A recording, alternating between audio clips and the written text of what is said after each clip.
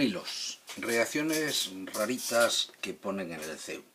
Bueno, hay 4 reacciones que debéis tener muy controladas porque las ponen y son bastante peculiares. Una de ellas es la transposición de Beckmann de las oximas de las cetonas. Otra es la oxidación de Baeyer-Villiger de las cetonas al tratarlas con un perácido, por ejemplo el metacloroperbenzoico. Otra es los aldehídos sin hidrógenos en alfa, desarrollar la dismutación de Cannizzaro, y la reacción de oxaciclopropanación o reacción de Corey-Tchaikovsky. Bueno, vamos a ver la primera. La primera va a consistir en demostraros que la molécula de cetona se va a transformar en una molécula de amida. Bueno, aquí le he puesto los 2 electrones para que apreciarais que esto es un nitrógeno. Bien, una molécula de cetona, observen que le hemos encajado un átomo de nitrógeno y que por tanto se nos ha transformado en la amida, como os iba diciendo. ¿Cómo se hace esta reacción? Pues tiene que conocer un poco la mecánica del proceso. La molécula de carbonilo se hace reaccionar en primer lugar con la molécula de hidroxilamina en un medio ligeramente ácido, a pH entre 3,4 y 4,7, y esto desarrolla la formación de las oximas. Cuando la cetona es simétrica, como en nuestro caso, solamente hay una oxima, da lo mismo que lo H lo pintemos a un lado o hacia otro. Pero si la cetona es asimétrica, entonces aparece una mezcla de 2 oximas, donde tienen muchísima importancia los factores estéricos. La molécula de oxima en un medio ácido, por ejemplo pentacloruro, oxicloruro, un medio ácido prótico, sufre un proceso de transposición esteroselectivo. Se transpone el agrupamiento hidroxilo por el agrupamiento que está en trans. Hay un proceso de transposición.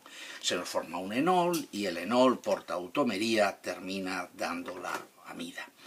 Bien, en clase les expliqué un sistema para desarrollar la reacción de transposición de Beckmann con toda facilidad y sin equivocarse.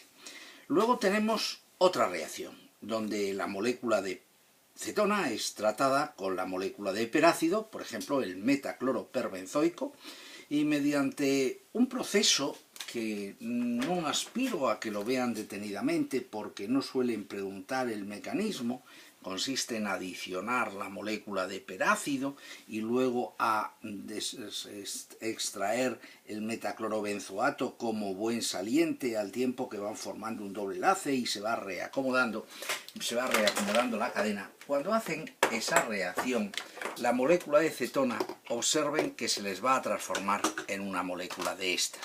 Cuando hacían la transposición de Beckmann, la cetona se transformaba con Beckmann, la cetona se transformaba en una amida, en un nitrógeno con la cadena carbonada.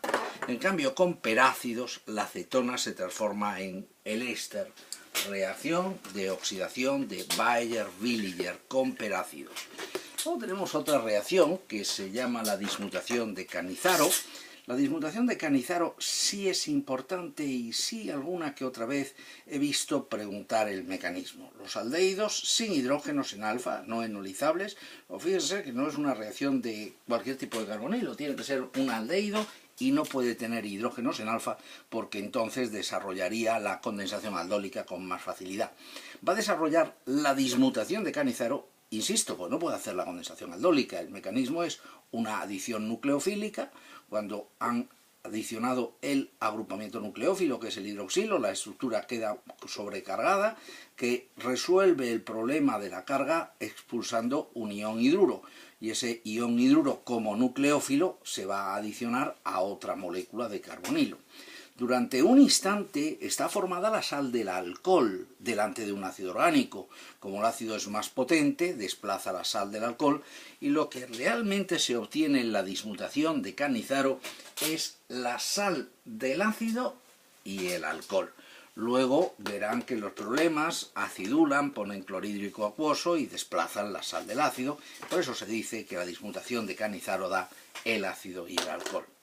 Pero la reacción más sorprendente de todas ellas es la reacción de Corey-Tchaikovsky. Fíjense, se coge una molécula que va a ser, voy a poner sulfuro de dimetilo, la voy a tratar al sulfuro de dimetilo con ioduro de metilo y voy a hacer una reacción en extremo parecida a la reacción de formación del reactivo de Wittig. Voy a formar el ioduro de trimetilsulfonio. Este ioduro de trimetilsulfonio lo voy a tratar con una base potente, por ejemplo butil-litio, para que me forme ioduro de litio y me desprotone y me desarrolle el iluro de fosfonio, el reactivo de Corey. Va a ser un poco sorprendente, pero la molécula sufre el proceso de oxaciclopropanación. Fíjense, entra un átomo de carbono y el oxígeno de carbonilo queda convertido en el oxígeno de un epóxido. Por eso esta reacción se conoce con el nombre de oxaciclopropanación o reacción de Corey-Chaykovsky.